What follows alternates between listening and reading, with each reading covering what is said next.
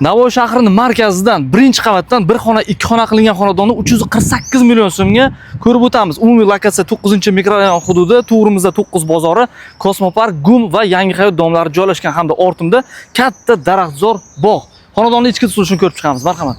Xonadonimizni 6 ga 11 deb oladigan bo'lsak ham 66 kvadrat chiqadi. Mayli 6 kvadratini olib tashlang, 60 kvadrat bo'lsa ham yomon emas-ku. Birinchi qavat.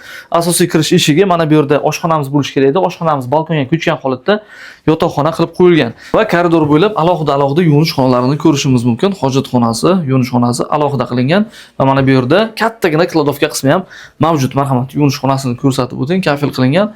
Yashash uchun barcha sharoitlari mavjud. Isitish tizimidan muammo yo'q. Yotoqxona qismini ko'rib o'tdik va asosiy katta xonamizni ko'rishimiz mumkin. Marhamat. Demak, radiatorlar o'rnatib qo'yilgan, eski chugunovoy, isitishdan muammo yo'q deb aytibdilar xonadon egalari va oshxonamiz balkonga ko'chgan holatda, marhamat. Ovqat tayyorlash uchun barcha sharoitlarga ega. Kanalizatsiya ham zo'r ishlaydi deyaptilar egalari. Dasturlashni pul kerak bo'lganligi sababli juda ham arzon narxda ushbu lokatsiyada xonadonimiz sotuvga qo'yilibdi. 348 million so'm joyida yana ustida savdosi bor holatda sotuvga chiqaramiz.